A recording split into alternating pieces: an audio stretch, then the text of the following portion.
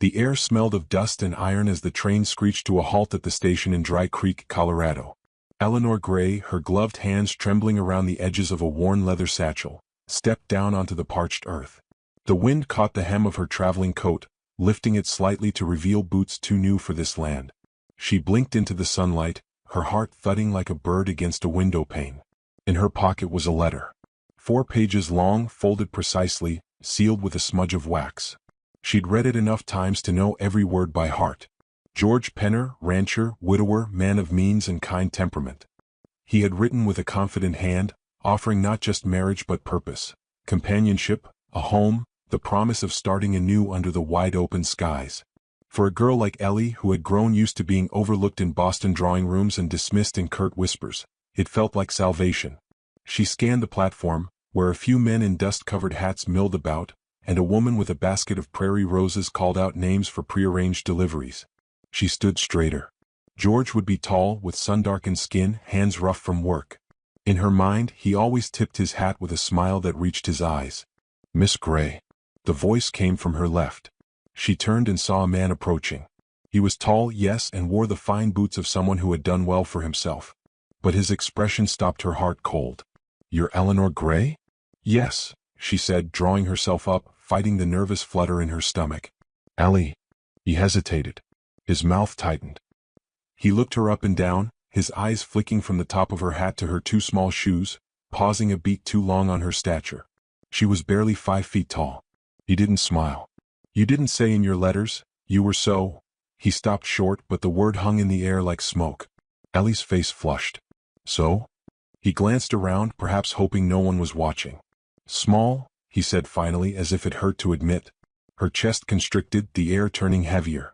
"I didn't realize that was a disqualifier." He sighed long and slow. "I was expecting someone who could help manage a ranch. It's rough country. You look like you'd be blown away in a storm." The remark struck deeper than it should have.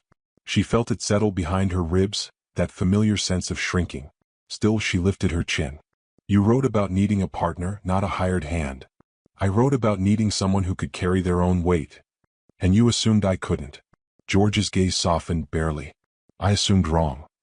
He took off his hat, ran a hand through his hair, then looked at her as though she were a well-meaning mistake. "I'll have a ticket arranged for you back east. I'll pay for your train fare." She laughed, though it came out brittle. "Is that supposed to be generous?" "It's meant to be kind." "No," she said, her voice steadying. "Kindness would have been meeting me with a smile, even if you'd changed your mind. Kindness would have been giving me 5 minutes of your time after I crossed the country to be here." A breeze caught the brim of her hat. She reached for it, but it slipped free and skittered across the platform like a leaf. No one chased it for her. No one offered to help. George stepped back. "I'm sorry, Miss Gray." She watched him walk away, a storm of humiliation and rage swirling in her chest. Around her, the town kept moving. A few people looked her way, some with pity, others with poorly concealed amusement. The mail-order bride sent back like bad merchandise. She stood frozen, feeling her life unravel one heartbeat at a time. A man leaned against a nearby porch post, watching. He hadn't spoken, hadn't moved, but something in his stillness made her glance his way. He wore a battered hat and a coat patched at the elbows. His face was sun-worn, lined by experience and wind. His eyes, gray as a thundercloud, met hers, unreadable. When George disappeared around the corner, the stranger stepped down from the porch. He moved with a kind of slow deliberateness, like someone who never rushed unless it mattered. "You all right?" he asked. Ellie turned to him fully now. "Do I look all right?" "No," he admitted. "You look like someone who got handed a raw deal and is trying not to fall apart in front of strangers." She blinked. "You're not a stranger?" "Not anymore," he said. "Name's Rhett Callahan." She crossed her arms. "You always offer unsolicited sympathy, Mr. Callahan?" He shrugged. "Only when it looks like the person might shoot back a good line." Despite herself, her lips twitched. "I'm not looking for a conversation." "You looking for a job?" Ellie narrowed her eyes. "A job? You're not getting back on that train, are you?" "No," she said quickly, then with more certainty. "No, I'm not." He nodded like he'd already known. "Then you'll need somewhere to go. Something to do. I got a ranch. Not much to look at, but I pay honest and don't mind stubborn." She paused, searching his face. "Why are you offering?" "Because I've seen folks come off that train before, wide-eyed, empty-handed. You've got something in your spine that says you'll stand even if no one asks you to. I respect that. Ellie hesitated. She didn't know this man. He could be lying, could be dangerous. But something in his tone wasn't coaxing, it was offering. And after today she was done letting other people define what she was worth. I don't know the first thing about ranching, she said. Good, Rhett replied. Means you'll learn my way. She tilted her head. And if I say no? Then I tip my hat and wish you luck. But the way I see it, you've got fire. Just need somewhere to put it. Ellie looked down the tracks where the train had disappeared. Then at the dust on her boots. Then at Rhett Callahan, who had said more in 5 minutes than George Penner had in a month of letters. Fine, she said. But I'm not some damsel for you to rescue. Didn't think you were, he said, turning. Let's go. Long ride ahead. She followed him off the platform, her satchel bouncing against her hip, her pride a little bruised but her chin held high. The town receded behind them. Somewhere in the far distance, a hawk cried out, echoing over the scrubland like a call to something greater. Ellie didn't look back. She was done being someone's disappointment. She was ready to become her own legend. The ride to Rhett Callahan's ranch stretched long under the relentless sky, silence stitched between the clip-clop of hooves and the rustle of prairie grass. Ellie sat stiff-backed in the saddle Rhett had offered without ceremony, clutching the reins with untrained fingers and pretending her thighs didn't ache with every step. She glanced at him once or twice, always ahead of her, posture easy, gaze fixed forward, like a man who'd seen all he needed to in the world and wasn't much impressed anymore. The land sprawled in every direction, burnt gold and ochre, dotted with scraggly bushes and the occasional deer in the distance. There was no shelter, no shade. Just wind, dust, and the illusion of freedom. When they finally arrived, the ranch wasn't much to look at. A 2-room cabin with gray wood siding, a barn leaning slightly eastward, and a paddock that looked like it had seen better days 2 seasons ago. A trio of cows grazed near the fence, and a dog barked once from beneath the porch before retreating to the shadows. This is it? Ellie asked, dismounting with a thud that sent pain shooting up her legs. This is home, Rhett said, tying his horse. If you're looking for white picket fences and lilacs in the window, you took the wrong train. I wasn't looking for that, she said, brushing dust from her skirt. I was looking for honest work. He gave her a look, the kind that lasted just long enough to weigh her words without saying much. Then he tossed her a bucket. Water's in the well. You'll need to fill the trough before sunset. Ellie caught the bucket barely. It was heavier than it looked, made of thick wood and iron hoops. He walked off without further instruction, and she stood for a moment, letting the reality settle in. She was alone on a stranger's land, no money, no way home. Only her stubbornness held her here, and maybe a speck of pride. She hauled water until her arms trembled, spilled half of it, cursed under her breath when her foot sank into a wet patch of mud. The trough sloshed. The cows stared at her like she was an absurdity. By the time she was done, the sky had turned lavender and the barn cast long shadows across the yard. Rhett emerged with 2 bowls of stew, handing one to her without a word. They sat on the porch steps, quiet but not unfriendly, the dog curled between them like an old soul who'd seen too many nights to get excited anymore. You always this talkative? She asked between bites. You always this nosy? She smiled, surprised he'd volleyed it back. Only when I'm tired and sore and need someone to complain to. Well, I'm not much for complaining. World's hard enough without people reminding it. They sat in silence after that, but it didn't feel empty. The firelight from inside the cabin flickered against the windows, casting gold across the yard. Somewhere out beyond the hills, a coyote howled, and the cattle shifted uneasily in their pens. The days passed like the wind, hot, restless, never pausing. Ellie learned to ride better, if not gracefully, then at least without falling. She mucked stalls, carried feed, scrubbed tools, and chopped kindling until her hands blistered. Rhett rarely spoke unless it was necessary. But he watched her, always. Not with doubt, but with a quiet kind of curiosity. Like he was waiting to see if she'd quit. She didn't. At night they ate together. Sometimes she told stories, of Boston, of her mother's embroidery shop, of the books she loved. He listened, never interrupting, sometimes cracking a dry joke that made her laugh harder than she meant to. It was in the small moments she began to see who Rhett really was. A man built out of grief and solitude, someone who carried silence like armor. There were no photographs in his home, no letters, no remnants of who he'd been before. But one evening, while fetching a pot from the cabinet, Ellie spotted a faded pink ribbon tucked behind the crockery. She said nothing. One morning Rhett handed her a rifle. It's time you learned, he said, loading it with the efficiency of muscle memory. Coyotes got bold. Won't always wait for me to be here. Ellie took it without hesitation. Point, shoot, don't flinch? Pretty much, he said. Except don't miss. She didn't. Not on the third try, anyway. The crack of the shot echoed off the hills and she looked at him, breathless. Well, she asked. You're not terrible. That almost sounded like praise. Don't let it go to your head. Later that week, she rode out to the creek to fetch water. A storm had passed the night before and the trail was slick. She dismounted carefully, bucket in hand, when a rattlesnake struck from beneath the rocks. She froze, heart hammering, the rattling close enough to feel in her bones. Then a shot rang out. The snake's head snapped back, blood streaking the dirt. Rhett rode in, rifle smoking. He dismounted, knelt beside her. You all right? She nodded. You're late. You're welcome. His fingers brushed hers as he helped her up. Neither of them pulled away too quickly. That night, by the fire, Ellie asked him about the ribbon. He didn't look surprised.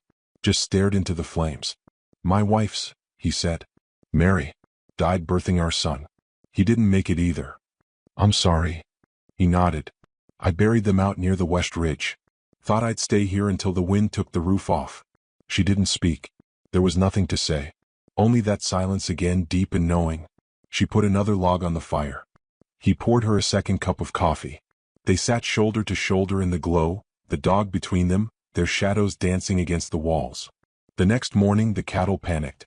She woke to their cries, Rhett already halfway out the door with his rifle. She followed without thinking. The sky was still ink black, the stars blurred by smoke. Wolves had slipped past the fence. The smell of blood hung in the air. Rhett fired once, twice. Ellie raised her rifle, eyes narrowing. One of the wolves turned toward her, teeth bared. She pulled the trigger. The shot hit. The wolf dropped. Breathing hard, she lowered the gun. Rhett looked at her, then nodded once. Good shot. Adrenaline still surging, she wiped sweat from her brow. Told you not to underestimate me. I never did, he said, not smiling, but his eyes were warm. By the time the sun rose, the cattle had settled. A calf was lost, but the rest were safe.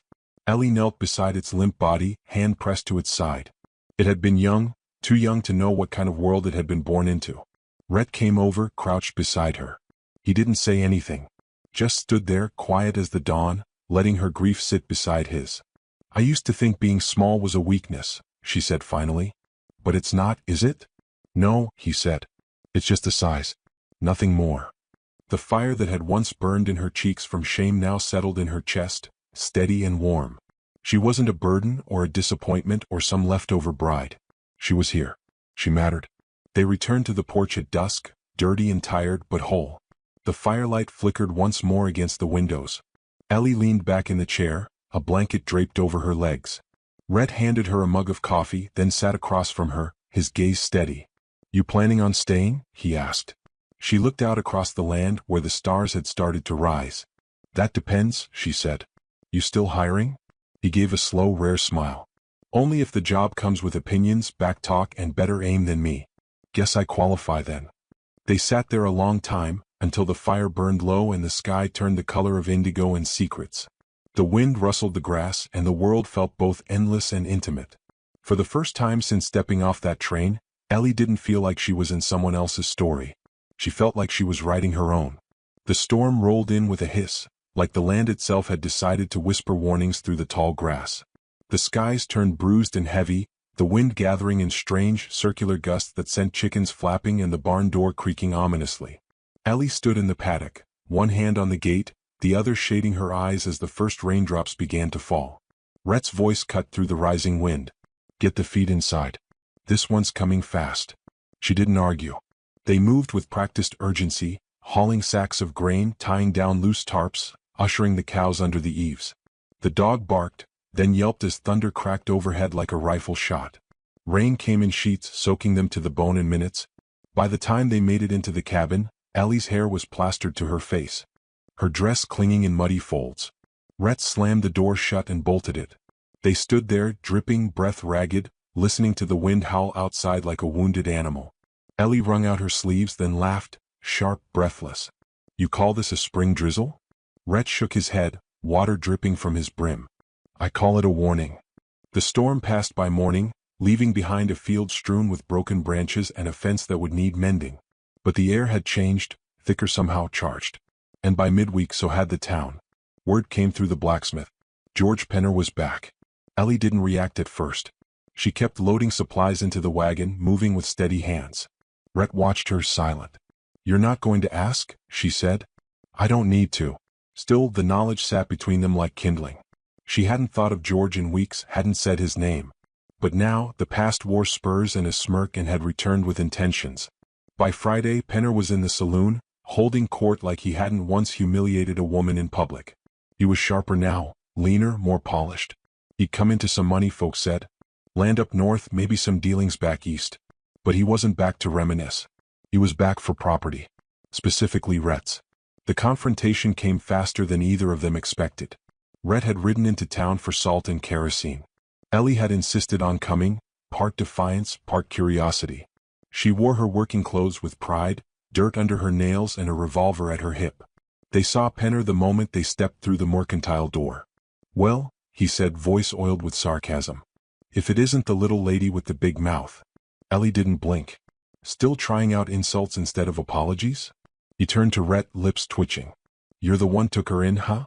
Guess even a broken mule's good if you're desperate." Rhett didn't move, but something in his jaw shifted. "You're not welcome here. I'm here for business.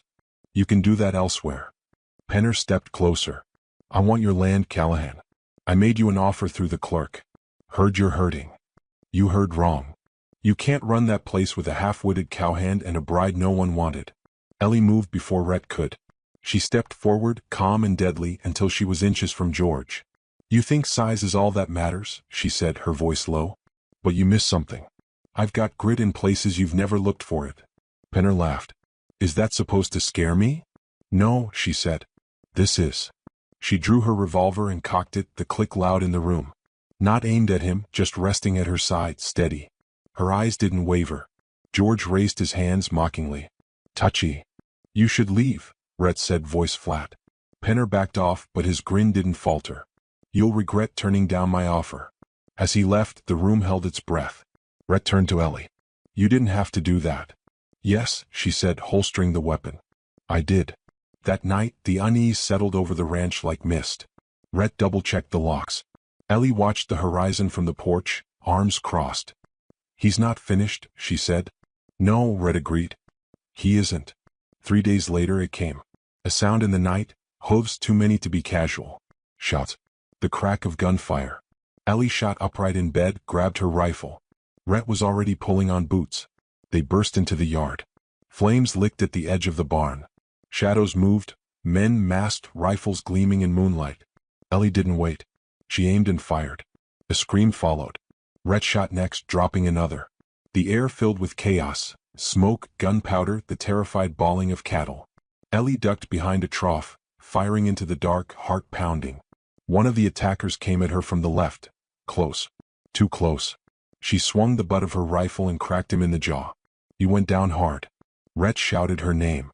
She turned in time to see 2 men corner him. She didn't hesitate, shot one through the shoulder. The other fled. Then just as suddenly they were gone. The silence returned, broken only by the crackling of fire and the moans of one wounded man near the gate.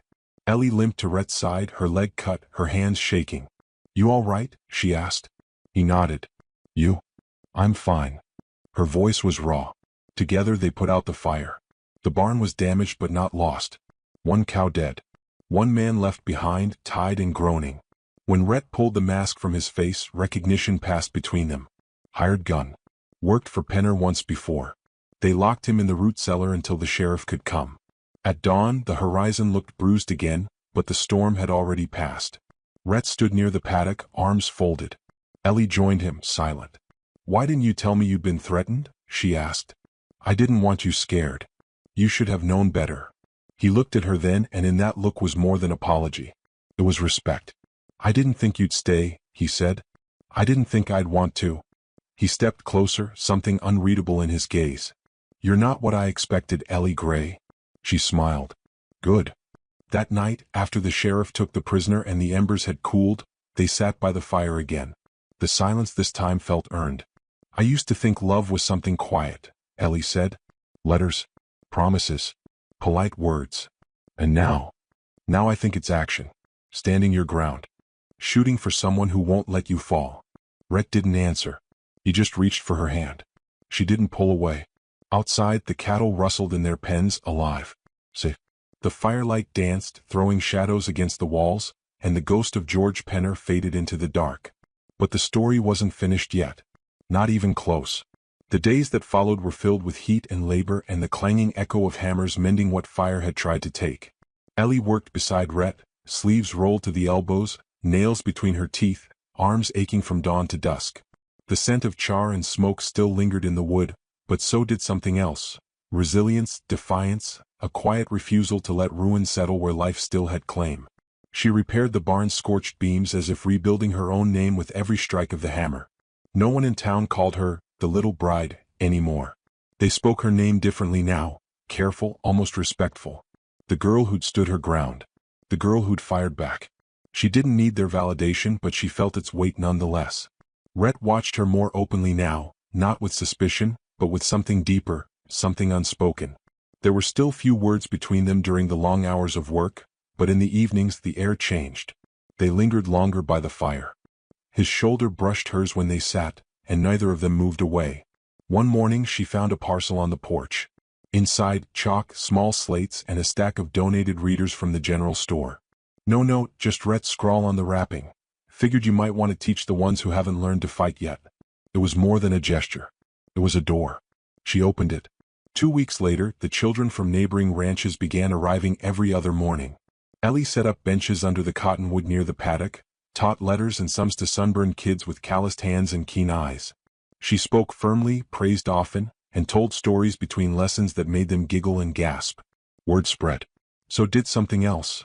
A sense that this place, this battered land, was becoming a cornerstone, not a holdout. But not everything rested easy. One evening, as the sky bruised with the coming night, Rhett sat on the porch sharpening his knife, while Ellie stitched a torn hem beside him. The quiet between them had become companionable, filled with the comfort of shared silence. But tonight something hovered at the edges. He set the knife down. Penner's gone quiet. Too quiet. He nodded. He wasn't the kind to slink off after one failed stunt. He'll come back. Maybe with papers. Maybe with something worse. She looked out over the ranch. The fence was stronger now. The barn, though scarred, stood proud. We'll be ready. He turned to her. I meant what I said that night. You've got more fire in you than most men I've known. And I meant what I said. I'm not going anywhere. His eyes softened. This land, it isn't much. It's everything, she replied. Because we made it that. The next day Penner returned. He didn't come with guns or hired hands. He came with deeds and a lawyer. Standing at the edge of the property like he still owned the wind that blew across it. Rhett met him at the fence, Ellie at his side. The lawyer, a lean, hawk-eyed man, produced the papers with the kind of flair that suggested he'd practiced the motion. Mr. Penner is within his rights to claim this acreage, he declared, voice oily. It appears part of your grazing land crosses into territory never formally deeded after your father's passing. The original homestead line wasn't recorded properly. Ellie's gut twisted. Legal theft dressed up as paperwork. We've worked this land for 10 years, Rhett said, voice taut. You think you can erase that with ink? I think, Penner said, stepping forward, that I can finally take what I was due. Maybe next time you'll think twice about stealing my woman. Ellie stepped in front of Rhett before he could move. I was never yours, George. I came out here looking for a future, and you sent me back like a broken chair. Penner sneered. You should have taken the ticket. And you should have learned not to underestimate people who've got something to fight for. He laughed. What, this place?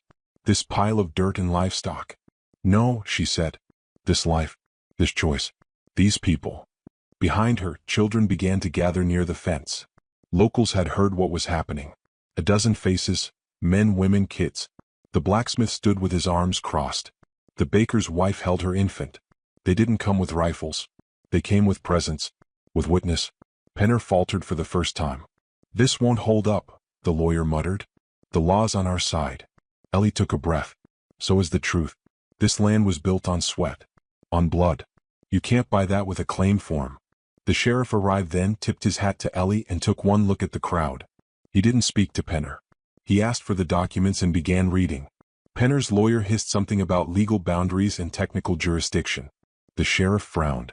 This ain't a courthouse, but it is a community. And in this community, we stand by the ones who show up when the wolves do. He handed the papers back. You want this land, file it proper and let the courts decide. Until then you're trespassing. Penner's jaw clenched. This isn't over. No, Rhett said. But you are. The crowd didn't cheer.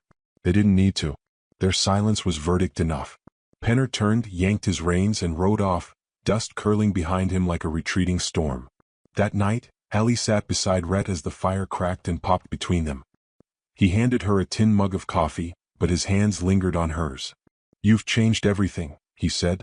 She looked at him, heart quiet and full. No. I just reminded you what was already worth saving. He nodded slowly. I never thought I'd love again. I never thought I'd be loved. He leaned in, so close she could smell the cedar on his shirt. I see you, Ellie. All of you. And I love every inch. She smiled, eyes shining. Good. Because I'm done measuring myself by anyone else's expectations. They kissed, not with urgency but with certainty.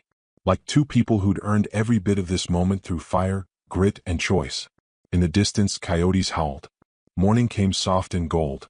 Ellie stood by the edge of the land, watching the children arrive for lessons, their laughter ringing clear across the field. Rhett stepped up beside her, his hand finding hers. She spoke without turning. I came here as a castaway. Now I feel like a cornerstone. He squeezed her hand gently. You were never broken. Just waiting to be seen. They watched the children sit, row after row, under the cottonwood. The same tree Ellie had once passed on her first night here, unsure if it would ever mean anything. Now it meant everything. She reached into her pocket, pulled out the letter George had once written. Creased, yellowed, irrelevant now. She tossed it into the fire pit without ceremony, and watched it curl into ash. Then she whispered, mostly to herself, home isn't measured in inches. She turned to Rhett, and he nodded as if he'd heard her anyway. Together they stepped back into the sunlit dirt, side by side, ready for whatever came next. The snow swallowed her scream. It was the kind of cold that didn't just bite, it consumed. She blinked against a flurry of white, lashes coated in frost, and saw only the endless gray sky and trees bowed beneath the weight of a storm. Lillian Smith lay twisted at the edge of a broken trail, the silk of her wedding gown soaked through, clinging to her like a second skin. Red bloomed in the snow beneath her, vivid and horrifying, the color of endings. Her legs didn't answer when she told them to move. Something was wrong, something was gone. She tasted blood, iron and earth mixing at the corner of her mouth as she tried to raise herself on trembling arms. The pain didn't register right away, it came in delayed waves, each stronger than the last. Panic surged through her faster than the cold. The world tilted. She collapsed, cheek pressed to the frozen ground. There was no sound except the wind through the pines and the groaning of the ruined stagecoach smoldering behind her. A blackened wheel spun idly in the snow, creaking like an old man's laugh. He had left her. She didn't see it happen, she only remembered the crash, the jolt of horses screaming, the sickening lurch of metal and fire. Then he was there, pulling her from the wreckage. His hands had trembled, not with fear but calculation. His eyes, which once held promises and poetry, now held only cold purpose. We don't have time, he had muttered. I'll come back. But he hadn't. The pain finally found her. It slammed into her chest like a bear's paw. She looked down, past the stained folds of lace, and saw what remained of her, what the wreck had taken, what he hadn't thought worth saving. Both legs, crushed and bent at unnatural angles. One boot was still on, hanging loosely from what looked like a bone jutting through flesh. She stared, numb as if the sight belonged to someone else. Lillian Smith never screamed. She'd been taught better than that. But something inside her snapped, louder than bone, quieter than a whisper. She was 23. A preacher's daughter. A bride. A dreamer. She had loved poetry, peonies, and the sound of violins in the rain. She had believed in love like it was scripture. And now she was meat in the snow. Time passed, or maybe it didn't. The storm kept its own rhythm. She tried to pull herself forward, to escape the circle of blood spreading beneath her. Fingernails cracked. The snow burned. Her breath came in short, sharp sobs, and the white veil tangled in her fingers like a shroud. She whispered his name once, Thomas, and then cursed it. Spat it out like poison. What a fool she had been. He had promised her Denver. A house with green shutters. A ring. He'd smiled at her as though she was the only star in his sky, and she, idiot that she was, had believed him. Left behind her father's chapel, ignored the warnings of friends and sisters, abandoned everything for the man who said he'd catch her when she fell. And when she finally did fall, he'd dropped her. The wind picked up, carrying with it the faint scent of smoke and pine and something older, death perhaps. Or maybe just the end of believing. She thought of her mother's hands, of the way they'd cup her cheeks during thunderstorms. "You're made of fire," her mother had whispered once. "Not sugar. You'll burn before you melt." She didn't feel like fire now. Lillian Smith curled into herself, barely moving, the white dress hiding her against the snow like a cruel joke. Her breath slowed. Her eyelids sagged. Maybe this was it. Maybe death came softly like a lullaby. And then came the sound. Boots. She blinked, unsure if it was real. Crunch. Crunch. Deliberate. Heavy. Like someone who wasn't afraid of being heard. A shape emerged through the snowfall. Tall. Broad. An axe on one shoulder. A wolf pelt slung over the other. The man moved like the storm didn't bother him, like it had grown around him. His beard was thick and wild. Snow clung to his coat like it had always lived there. He stopped a few feet away. She tried to speak. Nothing came out but a rasp. He knelt, peered down at her. Blue eyes. Not kind. Not cruel either. Just seeing. His voice came like gravel. "You alive?" She tried to nod. Managed a breath. "Not for long." He grunted. Set down his axe. Without asking, without hesitating, he reached for her. She flinched. "You gonna bleed out if I let you be?" he said, as if discussing the weather. She found her voice raw and dry. "You always pick up half-dead brides in the snow?" His lips twitched. A humorless smile. "Only on Tuesdays." She didn't know why that made her laugh. But it did. A weak, ugly sound. It hurt. He wrapped her in his coat, hands rough but precise. Lifted her like she weighed nothing. She thought about screaming again.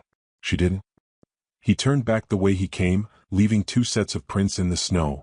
His deep and confident, hers dragging behind like the tail of a ghost. Lillian Smith stared up at his profile as the wind howled around them. Her vision blurred. The world narrowed to the rhythm of his boots and the beat of her heart, slowing now despite the pain, despite the fear. She wondered if he was real. She hoped he wasn't. If this was death, at least it had good arms. The forest closed behind them, swallowing the wreckage, the blood, the shattered promise. And Lillian Smith whispered, before darkness took her again, "Don't let me die like this." He didn't answer. But he kept walking. The last thing she heard before the black took her completely was the creak of pine trees and the soft hush of snow falling on pine needles. She didn't know his name. Didn't know where they were going. But for the first time since the crash, she believed she might live. And that, she thought, was the cruelest miracle of all. She awoke to the sound of wood splitting. A sharp crack echoed through the silence, followed by the dull thud of something heavy striking frozen ground. Then again. And again. Rhythmic. Certain. Like a heartbeat outside her own. The ceiling above her was wood, low-beamed and dark with age. Smoke curled lazily from a stone hearth in the corner, casting orange shadows across rough-hewn walls. Somewhere nearby, something hissed in a pot, stew maybe, though the smell was more charred than comforting. Lillian Smith shifted, and pain shot through her midsection, radiating out like fire. She gasped. The movement dragged the blanket lower, exposing her bandaged hips and the stumps where her legs had once been. They were wrapped tightly in white linen, stained pink at the seams. Panic clutched her chest before she could think. She scrambled backward, hands slipping against the wool beneath her, until her spine hit the back of a narrow cot. Her breathing came fast. Shallow. The pain in her legs threatened to drown everything else, but fear cut sharper. She was alone. No, she remembered the boots. The axe. The stranger. The door creaked open. She grabbed the nearest object, a wooden bowl, and held it up, trembling as if it could stop whatever came next. The man entered with a handful of split logs and a face like winter. "Put that down," he said flatly without looking at her. She didn't move. He dropped the wood near the hearth and dusted his gloves off, his movements slow, deliberate. His coat was lined with fur and caked with snow. His beard looked like it had been grown more out of necessity than choice, and his eyes, when they finally met hers, were the same unsettling blue as the frost on window panes. She lowered the bowl, but not her guard. "You the one who carried me here?" "You're welcome," he said. She hated how quickly shame replaced fear. "I didn't ask to be saved." He shrugged. "Didn't ask to find you either." The silence stretched between them like a drawn wire. Outside, wind rattled the wooden shutters. Lillian Smith broke the tension first. How long have I been here? 3 nights. 3 nights. Long enough for infection. Long enough to die. But she hadn't. You stitched me up? I did what I could. He paused, gave her a brief, unsentimental glance. You were rotting. Had to cut what was left. Burn the rest. Save the girl. She flinched at his bluntness. But she couldn't argue. He had done what had to be done. Still, her voice hardened. You a doctor? He huffed something like a laugh. No. She looked away, the fire flickering against her skin. Then why help me? He tossed another log into the flames. Wasn't gonna let you die in my woods. They your woods now? He turned, faced her fully. Everything within a 2-day walk is mine. Doesn't mean I like visitors. There was something in the way he said it, not pride but a warning. He didn't live out here for the scenery. She swallowed. What's your name? He hesitated. Then, Jonas. She nodded slowly, still trying to make sense of him. Lillian Smith. I figured. How? He nodded toward a small chest at the foot of the bed. Her wedding dress lay folded atop it, dried stiff with blood and smoke. Her veil had been washed and hung like a pale ghost near the fire. You mumbled it, he said. Cried a bit too. She turned away, cheeks flushed. I don't remember. Good. The room fell quiet again. The fire popped once. Jonas sat heavily in a chair across from her, pulled a knife from his belt, and began carving something from a block of pine. She watched him for a while, uncertain whether to feel grateful or threatened. He didn't seem eager to explain himself, and Lillian Smith had never liked puzzles she couldn't solve. Eventually she asked, What do you do out here? He didn't look up. Chop. Trap. Met. Sleep. That all? That's enough. There was no bitterness in it. Just a statement of fact. She pulled the blanket tighter around her. Her body ached in ways she didn't have words for. And yet, beneath it all, she felt awake. More alive than she had any right to be. You live alone? She asked. He paused the knife's movement. You see anyone else around? Could be a wife somewhere. Or a dog. No room for either. She gave a dry, humorless smile. Charming. He ignored her. The pot on the fire began to boil over. He rose to tend to it, stirring something thick and lumpy. The smell grew stronger, roots and meat and too much salt. She wrinkled her nose. What is that? Food. Smells like punishment. He ladled some into a tin cup and brought it to her. She eyed it like it might bite. I'll survive, she muttered, accepting it with both hands. Not if you don't eat. She sipped, choked, coughed. He didn't apologize. Just returned to his chair. Lillian Smith managed a few more bites before setting it aside. She leaned back against the wall, the warmth of the fire beginning to soften her edges. I was supposed to be married, she said quietly. He didn't respond. Ran off with a man who said all the right things. Promised me the moon, gave me snow instead. Jonas's knife paused mid-carve. He left me there, she continued. In the snow. Took the gold, took the horses. Cut me loose when the coach flipped. I think he thought I'd die quicker. Still Jonas said nothing. But something in his jaw tightened. She stared at the flames. I keep wondering what it says about me. That I believed him. That I needed to.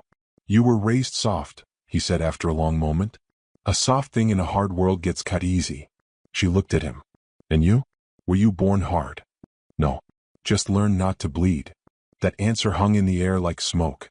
She didn't ask more. She wasn't sure she wanted to know. The next day passed slowly. Jonas worked outside, chopping wood, repairing the chicken coop. Lillian Smith stayed inside, practicing moving from the bed to the chair beside the fire. Every shift brought a new kind of pain. Her arms trembled beneath her, her balance wavered. But she made it. Small triumphs. Private ones.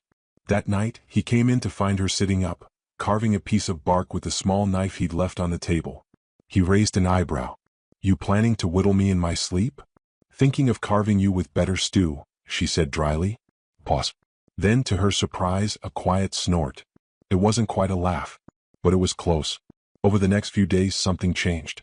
Not all at once, not dramatically, but subtly, like the way snow melts without fanfare. She watched how Jonas moved, how he checked the traps, how he fed the fire with the care of someone who had once watched something important go cold. He never asked about her past, and she didn't press him for his. But in the quiet between chores and meals, they began to speak in pieces. He showed her how to carve handles for tools. She corrected his spelling on the old labels he'd nailed to jars. He cursed, she mocked him, and for a few seconds at a time, the cabin felt less like a refuge and more like a beginning. She asked him once, during a storm, why he stayed out here alone. He stared out the window. Because the world took too much. That why you took me in? He looked at her then, his eyes unreadable. Maybe I wanted to give something back. She didn't believe him at first. But she wanted to. The snow kept falling. And for the first time in a long while, Lillian Smith didn't feel buried beneath it. She looked at the axe leaning by the door, the same one that had carried her out of hell. The stranger who wielded it had no promises in his voice, no poetry in his words. But he had stayed. And somehow, in the silence between them, she found the strength to stay too. Outside, the wind howled like it had lost something. Inside, the fire held steady. And Lillian Smith, broken but breathing, leaned forward and whispered into the dark. I'm not done yet. Winter didn't end. It shifted. The days grew a little longer, the snow crusted harder, the winds less brutal, but the cold held. It lived in the bones of the trees and the floorboards of the cabin, in the silence between words. Lillian Smith counted time not by calendar or sun, but by what she could do today that she couldn't yesterday. First, it was getting from bed to chair without help. Then to the window. Then, balancing on the thick wooden braces Jonas had carved for her, heavy, stiff, strapped to her hips like a second prison, but they gave her height again. The first time she stood upright, even just for a second, she laughed so hard she cried. Jonas didn't say anything. Just handed her a mug of water and walked back to the stove. But later she saw him outside, splitting wood with more force than usual. As if pride burned hotter than firewood ever could. She tried to thank him once. He just shook his head. You're doing it? Not me. But that wasn't true. He had made the braces. He had taught her to balance, to shift weight, to catch herself on a tumble. He had watched, stone-faced, as she fell again and didn't offer a hand unless she asked. He was no savior. But he was the reason she hadn't stayed broken. They spoke more now. Not constantly, but easily. Mornings began with fire and coffee and her teasing him for the number of flannels he owned. Afternoons passed in shared labor. She learned to skin rabbits. He let her carve a handle for his trapline knife. Evenings brought quiet, warmth, and the slow, surprising comfort of companionship. Lillian Smith no longer feared silence.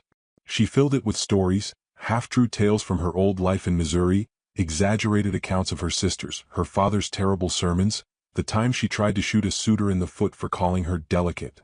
Jonas listened. Sometimes he even smiled. But she noticed the way he tensed when talk veered too close to the past. He never spoke of where he came from. She didn't push. People didn't end up alone in the wild for simple reasons. The truth finally came one night as a blizzard pressed against the windows like a living thing. They sat by the fire. She was working on a carving, something shapeless still but forming. Jonas whittled in silence until his hands slowed, then stopped. You ever kill a man? He asked. She looked up, startled. No. He nodded. I have. She didn't speak. Just waited. He stared into the flames. 3 winters ago. Before I came here I was a gun hand. Not a good one. Not a bad one. Just one who got paid. Wasn't always killing. Sometimes just standing behind a man scarier than me. He took a long breath. One day I got tired of pretending I wasn't one of the monsters. Lillian Smith swallowed. So you ran? I walked, he said. All the way out here. Left the gun in a river. Figured I'd build things instead of breaking them. She considered this. You think it's worked? He turned to her and for the first time, there was something like hope in his face. You're still here, ain't you? She smiled faintly. Barely. But you're here. They didn't speak again that night, but something changed after that. The quiet became easier, like the two of them were no longer just surviving side by side, but doing it together. It wasn't love. Not yet. It was something quieter. Older. Trust forged by fire and silence and shared scars. Still, winter didn't let up. One morning, Jonas returned from town, his coat crusted with frost and his expression darker than storm clouds. Someone asking about a girl, he said, setting down a sack of salt and flour. Lillian Smith stiffened. What girl? Bride in white. Missing since before the last moon. Her stomach turned. What did you tell them? Nothing. Just paid for nails and left. She wheeled herself to the window. Snow fell in lazy spirals now, masking footprints before they settled. She had begun to feel safe here. Begun to believe the world had forgotten her. It hadn't. He'll come looking, she said. Thomas. If he thinks I'm still alive, he'll come to finish the job. Jonas didn't argue. Instead, he went to the closet and pulled down a wooden box she hadn't seen before. Inside was a revolver. Worn but clean. Loaded. "I thought you left that life," she whispered. He stared at the gun for a long time. "I did." "Then why keep it?" "Same reason you keep breathing. Habit." She watched as he tucked it into the drawer beside his bed. Just in case. From then on, tension lived in the corners of the cabin. Jonas checked the traps with a rifle over his shoulder. Lillian Smith kept a hatchet within reach at all times. They watched the woods like they could see the future creeping through the trees. But the days still passed. She kept carving. First animals, then faces, then something that looked suspiciously like Jonas, though she never admitted it aloud. He fixed the roof, reinforced the door. And one night, while snow whispered secrets outside, she asked him the question that had been growing for weeks. "If I asked you to come with me, would you?" He looked up. "Where?" "Anywhere but here." He considered it. "This place is safe." "It won't be," she said. "Not for long." His jaw tensed. "I stay out here because I'm no good in crowds. People remember men like me." "Then don't go where people know your name," she said. "Start over again. This time with someone who doesn't care what you did." His eyes met hers. "Do you mean that?" "I do." A long silence. Then a slow nod. "Spring," he said. "When the thaw comes, we'll go." That night, she dreamt of warmth, not the fire, but sun on skin, grass beneath hands, a world not coated in white and fear. She dreamt of rivers that didn't drown guns, but led to places new and wide. She dreamt of a second life. It wasn't meant to last. The next morning she wheeled to the porch for air and saw them. Tracks. Too many for a lone traveler. Boot prints. Leading down the ridge toward the edge of the woods. She didn't scream. She went inside, shut the door quietly and locked it. Jonas was already checking the rifle. "How close?" he asked. "An hour, maybe 2. He nodded. "Pack what you can. I'll meet you out back." "You're not coming?" "I need to draw them off." She grabbed his arm. "Don't. Please." His voice was low. "They want you, Lillian Smith. They think you're dead. We can use that." Her grip tightened. "You won't kill again." "I won't," he said. "Not unless I have to." She didn't want to let go. But she did. He kissed her forehead, quick and fierce. Then vanished into the trees like he'd always belonged there. Lillian Smith rolled toward the back of the cabin, toward the root cellar where supplies were packed. Her heart thundered in her chest. She thought of the braces, the wood, the axe, the man who'd carried her through a blizzard. She wasn't helpless. Not anymore. She reached for the hatchet. Whatever came next, she would not crawl again. Smoke bloomed on the horizon, thick and oily against the pale morning sky. Lillian Smith crouched low in the snow behind the root cellar, the hatchet resting across her knees, her breath sharp in her throat. The cold bit through the seams of her coat, but she barely noticed it. All her focus was on the trail winding through the trees, waiting for movement, for sound, for the past to arrive with a loaded gun and a smile like rot. The woods were too quiet. She hadn't heard Jonas since he vanished into the pines hours earlier, and each minute without a shot, without a cry, frayed her nerves further. The plan was simple. He'd lead them away by her time. But if they were smart, if Thomas had learned anything from that wreck, they wouldn't be fooled for long. A horse's breath fogged the air just beyond the trees. Voices, 2, no, 3. Men. Close. One laughed, low and cruel, and the sound scraped her like broken glass. "They said she died," the voice drawled. "But a little bird in town swears they saw blood in the snow, tracks leading west." Another answered. "You think she limped this far?" "Don't care. If she's alive, she's got the money. She's dead, I want the body. Ain't right, leaving things unfinished." Lillian Smith gripped the hatchet tighter. Footsteps moved closer. She held her breath, heart hammering so loud it felt like a drumbeat in her ears. They were close enough now that she could smell them, horses, sweat, smoke. Close enough to hear the creak of leather and the jingle of spurs. "Cabins up ahead," someone muttered. One of them stepped into the clearing. Broad-shouldered, thick coat, a revolver loose in his hand. Thomas. His face hadn't changed. Same sharp jaw, same cold eyes that once told her she was the only thing that mattered. But now, all Lillian Smith could see was the man who'd left her to die for a pouch of gold and a faster horse. He turned his head, scanning the cabin. No smoke. Empty. The second man rode up behind him, younger, jittery. "You sure?" Thomas dismounted slowly, careful as ever. "Yeah, she's here." Or she was. Lillian Smith shifted her weight, inching back toward the cellar's trapdoor. Her fingers ached from the grip she kept on the hatchet. She needed to wait. A shout cracked through the trees. "Hey!" Jonas's voice. Loud. But gunfire erupted instantly. The men spun, ducked, cursed. One dropped to his knee and fired wildly toward the sound. Lillian Smith didn't wait for the rest. She surged forward, fast, low, pain biting her with every push of her braces, and flung the hatchet with every ounce of strength she had. It landed with a meaty thunk. The younger man dropped, screaming, blood gushing from his thigh where the blade had sunk. The horse bolted. Thomas turned, stunned, and met her eyes. For a second, everything froze. "You," he breathed. "You left me," she said. He reached for his gun. She dove to the side, rolling hard, the braces thudding into her ribs. The revolver fired, deafening.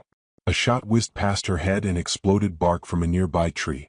She crawled, fast and brutal, toward the fallen man and yanked the hatchet free from his leg. He howled. She ignored him.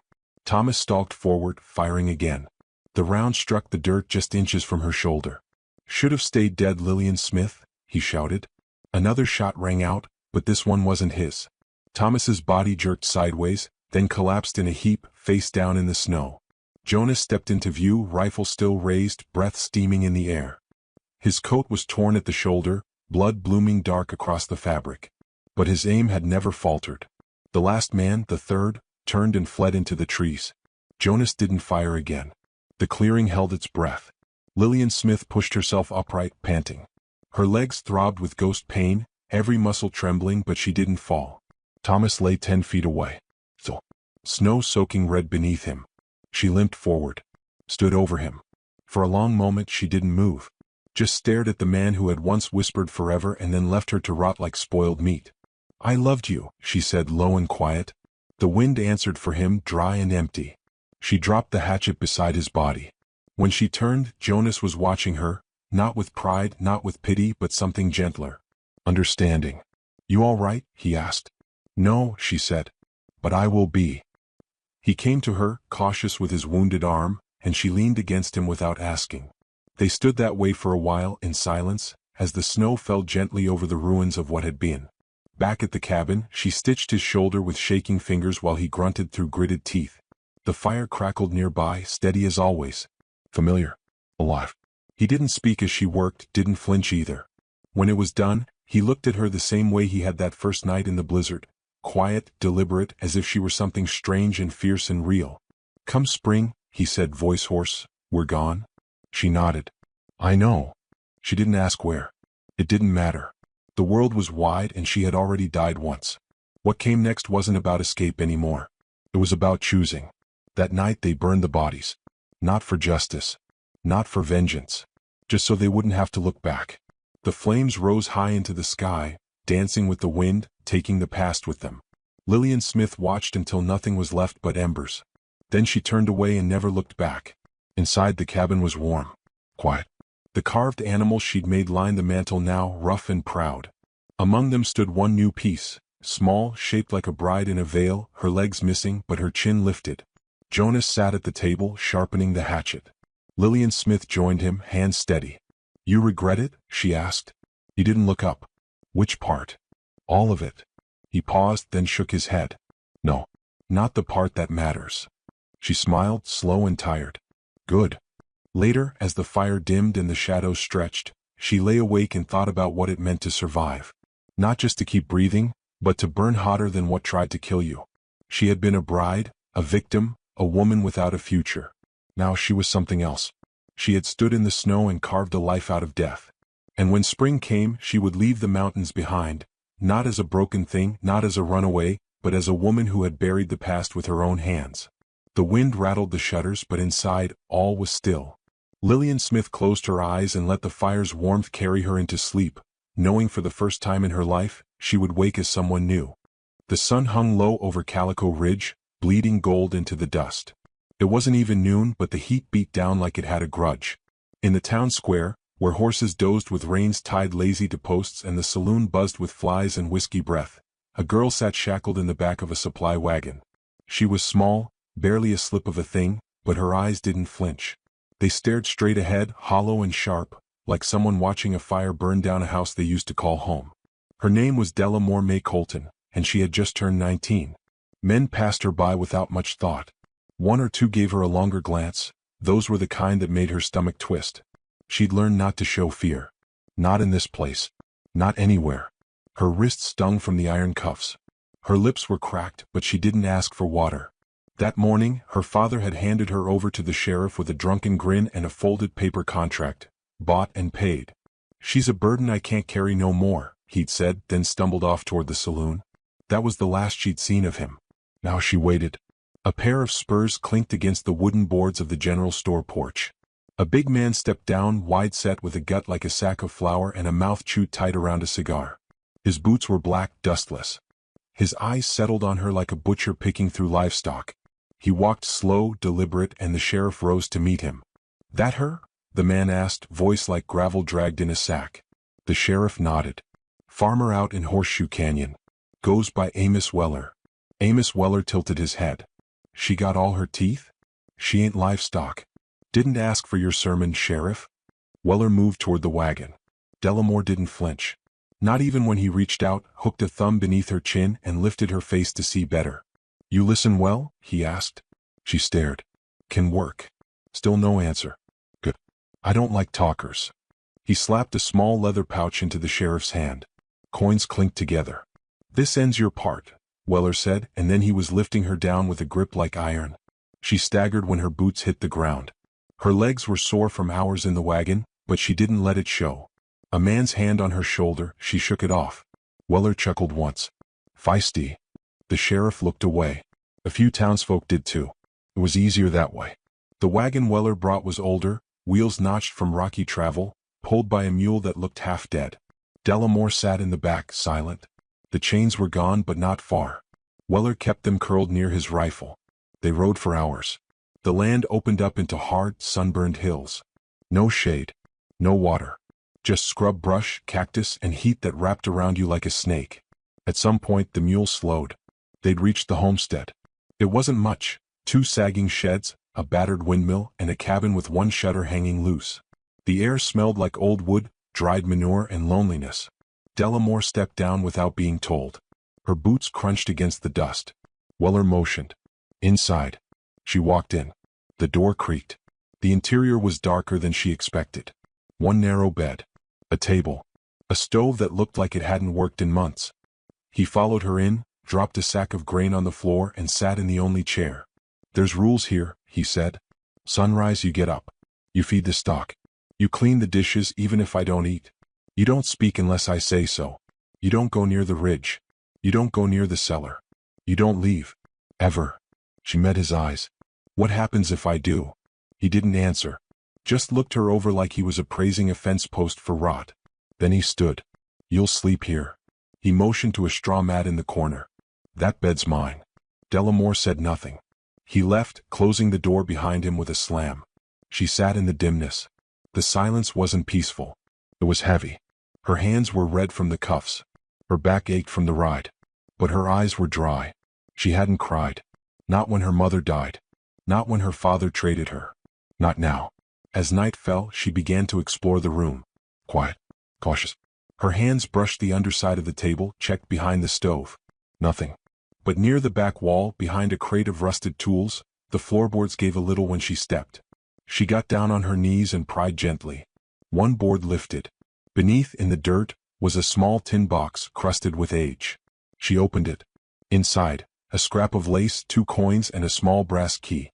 She turned it over in her palm. The key was worn but intact. No markings. Her breath caught. Then she heard the door creak and she shoved the box back, covered it, stood. Weller stepped in, squinting. "Sleep," he said. "Work starts early." Delamore nodded once. He left. She didn't sleep. She lay on the mat with her eyes wide open, fingers curled around the brass key. The wind outside howled like a coyote's cry, high and lonesome. Morning broke with no softness. A rooster screamed somewhere. Weller kicked the door open and tossed her a tin plate with dry cornbread. "Eat fast." She did. Then came chores, water from the well, feed for the mule, scrubbing the porch till her fingers bled. He watched from the rocking chair, chewing his cigar, saying nothing. At dusk, she stood at the edge of the ranch, looking toward the ridge. Far off, just past the rise, a shape moved, man or mirage she couldn't tell. Her heartbeat quickened. She turned away fast. If Weller saw her watching, there'd be punishment. That night he drank by the fire. She sat on her mat still. "You're not the first," he said suddenly. "Others came before. Couldn't handle it." Delamore said nothing. He chuckled. "You'll learn." She stared into the flames. Not at him. Never at him. After he slept, she crept back to the loose board. Pulled out the box. The key again. She studied it, turning it over and over in her hand. There were things he wasn't saying. Places she wasn't meant to go. But Delamore had learned a long time ago. People like Amos Weller always had secrets. The kind that rotted beneath the floorboards. She wasn't going to run. Not yet. First, she'd learn the lay of the land. Find the maps in his mind. The shadows in his walls. Then when the time was right, she'd vanish. Outside, wind stirred the dust again. That's when she saw it, a match flare in the dark. A man on horseback. Just a silhouette. So, watching. She didn't move. Didn't blink. He sat there, the horse stamping slowly beneath him. The flame went out. He disappeared into the black. But she'd seen him. And he'd seen her. Her breath hitched. A slow, careful smile curled at the corner of her mouth. It was the first time she'd smiled in months. Not a ghost, she thought. Not a dream. Someone's coming. And she wasn't alone anymore. The fire snapped in the hearth, but her eyes were on the horizon, already reaching for what came next. The second morning came with no kindness. The wind had picked up overnight, coating the ranch in fine grit that settled into eyes, throat, and boots. Delamore woke with it in her mouth. Her body ached, shoulders raw, palms blistered, the skin at her wrists bruised from yesterday's work. Weller had no interest in her pain. He pointed to the barn without a word, then disappeared inside with a bottle in hand. She cleaned stalls, hauled water, sifted feed, all while her mind ran faster than her hands. She kept glancing toward the ridge, but the hills were quiet today. No silhouette. No light. She told herself she hadn't imagined it. Still, she couldn't shake the feeling that the air had changed. Something had shifted. And whatever it was coming closer. The cowboy rode into Calico Ridge just after midday. He didn't speak when he stepped off his horse outside the saloon.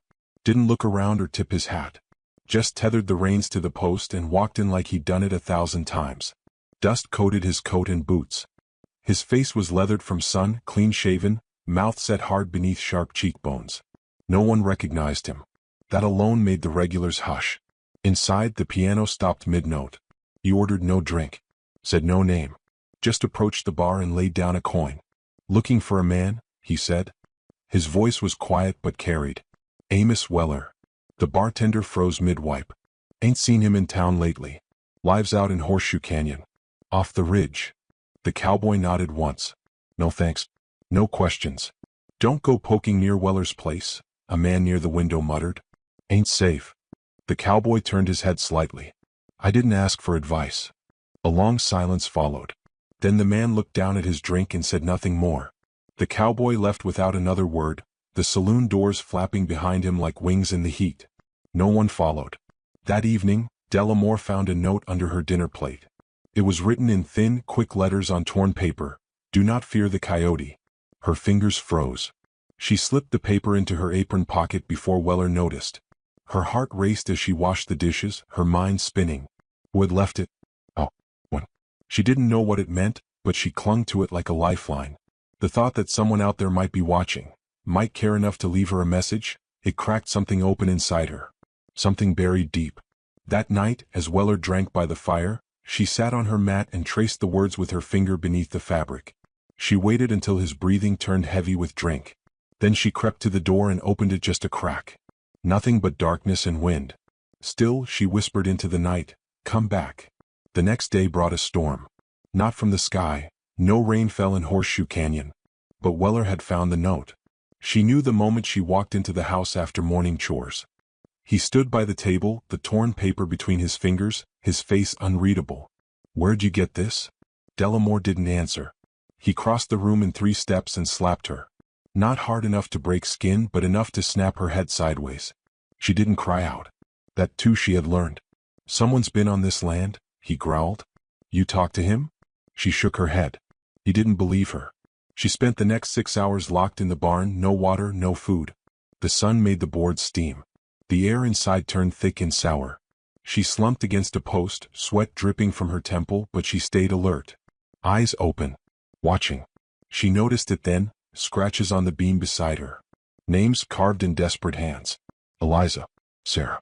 June. Some half erased. One still raw. Della Moore traced them with her fingertip. They were real. She wasn't the first. That night, after Weller passed out cold, she whispered the names aloud. One by one. She didn't cry. But her jaw clenched and her hands balled into fists. Then, out of the black beyond the fence line, she saw a flicker of orange. A single match lit and then snuffed. Her heart surged. She waited for more, but none came. Just the sound of the wind and her own breath, fast and shallow in her chest. He was still out there. Watching. Waiting. The cowboy didn't smile. Not at the bartender who muttered warnings. Not at the blacksmith who asked where he was headed. Not even when a child ran past him on the boardwalk holding a blue ribbon and a grin. He was a man made of silence. He slept outside town under the stars, hat pulled over his face. He ate jerky and beans from a pouch, drank water from a canteen. He never asked directions again. He already knew where he was going. He'd ridden these hills before. Long ago. When Sarah was still alive. She'd been 16 when she disappeared. Rode out with a man she said she loved. No one believed her when she said he was dangerous. Her letters stopped coming. The town forgot. He hadn't. Now he was here to collect a debt. Not money. Blood. Della Moore's hands worked faster now. Her eyes sharper. She learned Weller's patterns, how long he sat on the porch after dinner, how many gulps it took before he passed out. She counted his steps when he left the house. Watched where he kept his keys. She began storing bread in her apron, water in a flask under the hay. Her body might have belonged to this place, but her mind was already gone. She was planning. Not a girl anymore. Something harder now. Steel wrapped in skin. The cowboy hadn't come back since the match. But she knew he would. People like him didn't leave trails unless they meant to return. The third night she woke to a sound. Not wind. Not Weller's drunken snore. A low click. She sat up. A slip of paper had been tucked under the door. This time it read 3 nights. Be ready. Her chest tightened. 3 nights. Then what? Was it a warning? A promise? She didn't sleep the rest of that night. Her eyes scanned the window. Her hands trembled only once. She clenched them and waited for the sun. 2 more days passed. Then something changed. Weller came back from town early. He was sweating, nervous, a tremor in his hands. He hadn't seen the cowboy. But someone had. Della Moore saw it in the way his eyes darted to the windows, how he kept the shotgun close now. He double-checked the doors before bed. Poured heavier drinks. She stayed quiet. That evening, as she swept the front steps, she glanced toward the ridge. And this time she saw him. The cowboy. Closer than before. Still as a tree. Watching. Her breath caught in her throat. She gave the faintest nod. He didn't move. Didn't need to. He was letting her know. 3 nights. Tomorrow would be the last. Weller woke in a rage the next morning. The mule had gone lame. The water bucket cracked. He took it out on Della Moore. A slap then too. He shoved her into the dirt, yelling something about obedience, about silence. She stayed down, blood in her mouth, not because she was afraid, but because tomorrow he would be dead. She tasted copper and grit and thought, you're already a ghost, Amos Weller. You just don't know it yet. That night, she packed the brass key, a knife she'd stolen from the kitchen, and half a biscuit. She didn't light a fire. Didn't close her eyes. She lay in wait. At midnight the wind rose. So did she. She tied her hair back. Tucked the knife into her dress. Listen. And when the boards creaked on the porch, she knew it wasn't Weller. The door opened with a slow groan. And there he stood. Tall. Shadowed. Hat brim low. Scar across his cheek. He looked at her like she was a mission, not a girl. Still didn't smile. He stepped inside, closed the door behind him, and said only one word. Ready? She nodded. No hesitation. The sun would rise in a few hours. But before it did, someone was going to die. The cabin was still. Too still. The air inside pressed close, thick with the scent of sweat, soot, and old fear. Della Moore stood by the hearth with the cowboy at her side, both silent, both motionless, like animals holding their breath before a storm. You got a weapon? He asked, his voice quiet, low like a warning drawn across a knife's edge. She nodded and pulled the small kitchen blade from beneath her dress. He glanced at it and gave a single nod, not mocking, just measuring. Outside, the wind stirred up the dust again, whispering across the plain like it was trying to speak but couldn't quite remember the words. He drinks heavy, she whispered. Passes out most nights. Not tonight, the cowboy said. How do you know? He met her eyes. Because I'm here. Then he moved. Slow, deliberate. Checked the windows, the corners, the shadows. Delamore followed, her feet light against the creaking floor. Her blood pulsed like war drums. Her whole body felt electric, like she'd swallowed lightning and it was trying to break out. I need to find something before we go, she said. The cowboy raised a brow but didn't question it.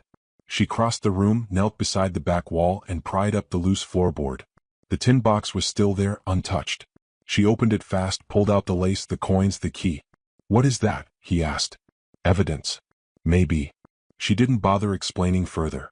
She tucked the key into her pocket and straightened. Then the front door slammed open. Amos Weller filled the frame, shotgun in hand, eyes bloodshot and crazed. Thought I heard a rat scratching. His eyes landed on Delamore. Then the cowboy. Everything slowed. The cowboy didn't flinch. Amos, he said. Weller's grin split wide. I'll be damned. Eli Granger. You look just like your sister. Delamore froze. Her breath hitched. Eli stepped forward. I came for answers. You came to die. Weller's grip tightened. You murdered her. I gave her a place to sleep, same as this one. Delamore stepped between them before she could think. You don't get to talk about her. Weller barked a laugh. Ain't your concern, girl? I found the letters, she said. Under the floor. She begged for help. You didn't give it. His face changed then. Not surprise, contempt. She was soft. Like you'll be. No, Delamore said. I'm not. The silence snapped, brittle and loud. Weller raised the shotgun. Eli drew. The blast shook the room. The cowboy's bullet struck first. Weller's shoulder snapped back and the shotgun fired wild, tearing through the ceiling. Smoke filled the cabin. Delamore dove to the side, landing hard on her hip. Weller staggered back, roaring, clutching his arm. Blood bloomed beneath his shirt. You son of a... He swung the barrel wildly. Eli fired again. This time, the bullet slammed into Weller's leg. He dropped with a howl, the shotgun clattering to the floorboards. Delamore scrambled up and kicked it away, breath ragged. Eli stepped forward, gun still raised. Tell me what you did to her. Weller coughed, spat blood. She ran. I let her. You're lying. She ran into the canyon. I didn't chase her. Coyotes did the rest. Delamore's stomach turned. Eli's hand trembled. She wrote letters, Delamore said, stepping closer, voice shaking but steady. I found them. She begged you to let her go. Weller chuckled weakly. All you girls think someone's coming. But no one ever comes. He turned his eyes on Delamore. Not till now. Delamore didn't look away. Then maybe now's the part where you beg. Weller tried to stand. Failed. Eli looked at Delamore. Do you want to finish it? Her hand tightened around the knife. For a long breath she considered. Then she shook her head. No. But he doesn't get to live. Eli nodded. One final shot rang out. Weller collapsed. Blood soaking the boards beneath him. For a moment, there was nothing but the sound of Delamore's breath and the settling dust. Then silence. Eli holstered his weapon. His eyes didn't move from Weller's body. He wasn't lying about Sarah, he said after a long moment. She did run. I found her bones in the canyon last year. Delamore swallowed. Then why come back? Because she didn't deserve to be forgotten. And neither did you. They stood there for a while. Neither spoke. Finally, Eli stepped outside. Delamore followed. The sky was beginning to pale at the edges. Dawn creeping over the hills. You should leave, he said. There'll be questions. A body. Where would I go? East maybe? You've got time now. She shook her head. Not yet. Eli frowned. I need to bury something first. She went back inside, gathered the letters, the lace, the box. Then she walked to the edge of the property, to the ridge where she'd first seen the match flare in the dark. The wind was sharp there. Cold. She dug with her bare hands. Shallow grave. Stones to mark it. She whispered Sarah's name. Then she turned and walked back. Eli was already saddling his horse. He looked up. You sure? No, Delamore said. But I'm ready. He nodded once and mounted. She watched him go, dust curling behind the hooves. She didn't cry. Didn't smile either. But her hands stopped shaking. Back inside, she took a shovel and dragged Weller's body outside. Buried him under the barn. No marker. No name. Then she set fire to the house. The flames caught fast. Dry wood. Dry air. It lit the sky like a signal. She stood in front of it until the roof collapsed inward. Only when it was ash did she walk away. The ridge lay ahead. Beyond it, whatever came next. She didn't know what kind of life waited on the other side of the canyon. But she wasn't anyone's prisoner now. And she was going to make damn sure the next chapter had her name written all over it. The fire burned through the night, leaving the sky streaked with gray by morning. Delamore stood at the edge of the ridge, the heat warming her back, her arms folded tight across her chest. She didn't watch the house fall. She listened instead, the crack of timbers giving way, the hiss of flame devouring the place that had nearly devoured her. That was enough. Ash floated on the wind like snow. When she breathed it in, it didn't taste bitter. It tasted like something gone. Finished. Behind her, the cowboy waited. Eli hadn't spoken much since the killing. He'd tied Weller's horse to a mesquite and checked the saddle while Delamore buried what was left of the past. The same saddle Sarah had likely ridden on long ago. Delamore noticed that Eli's hands trembled only when he wasn't moving. "You ever wonder what kind of man your sister thought he was?" she asked, not turning to him. "All the time," he replied. "But it don't change what kind he ended up being." She nodded slowly. She was young. Like me. No one should have to learn the truth that way. Delamore's voice was quiet but solid. "I did." Eli stepped closer, his boots crunching over char. "You got anywhere to go?" She considered it. "Not anymore. But I've got places to see." He nodded, looking out over the horizon with her. "You want company?" She thought of her father, of her mother's face as fever drained the life from her eyes. Of Amos Weller's grin. Of the shackles. Of the girls who came before. Eliza. June. Sarah.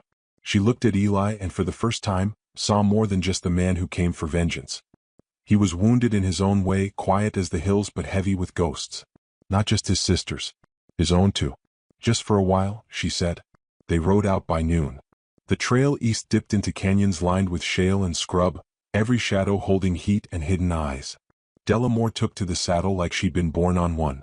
The bruises on her hands had turned yellow, fading, but the scars inside her had settled deeper. She didn't ride like a girl anymore. She rode like someone with a purpose. They kept mostly to themselves, speaking in short bursts when necessary. At night, she listened to the wind, to the hum of insects in the brush, to Eli cleaning his revolver by firelight. She asked about Sarah only once. He answered with a single sentence. She believed in second chances. That stayed with Delamore. By the fifth night, they came upon a small canyon stream. Water flowed clear and cold over stones smoothed by time. Delamore knelt and let it run through her fingers. It stung, fresh, fast, unyielding. She splashed her face, washing away the last of the ash, and looked at her reflection in the shallows. She didn't recognize the girl looking back. "You said she believed in second chances," she said, not turning. Eli looked up from where he was crouched near the horses. "Yeah. Do you?" He paused. "Not for myself." Delamore stood. "Then maybe it's time you start." Eli didn't reply, but something in his face shifted. A weight may be easing.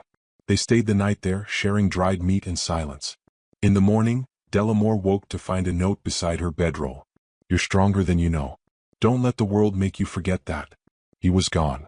His tracks led east, but light, almost vanishing. She didn't follow. She watched the sunrise instead, golden fire rising over jagged hills. It struck her how quiet it was without fear hanging over every breath. A strange quiet. Sacred almost. She mounted her horse, the same one Amos had beaten and nearly worked to death, and turned her eyes west. The opposite of where Eli had gone. She didn't need company anymore. She rode through ghost towns and blistered canyons, spoke with gamblers, widows, and men who lied with smiles. None scared her. Some tried. A few bled for it.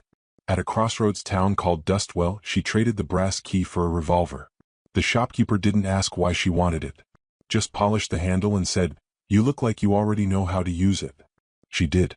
At another stop, she heard a story about a man who'd once kept girls locked away on a ranch near Horseshoe Canyon. No one remembered his name. Just the fire that took the house. They said a ghost walked that ridge now, a girl with smoke in her hair and steel in her eyes. Delamore laughed once at that. One night, in a saloon thick with poker chips and bad decisions, a man grabbed her wrist too tight. She looked him in the eye and told him to let go. He didn't.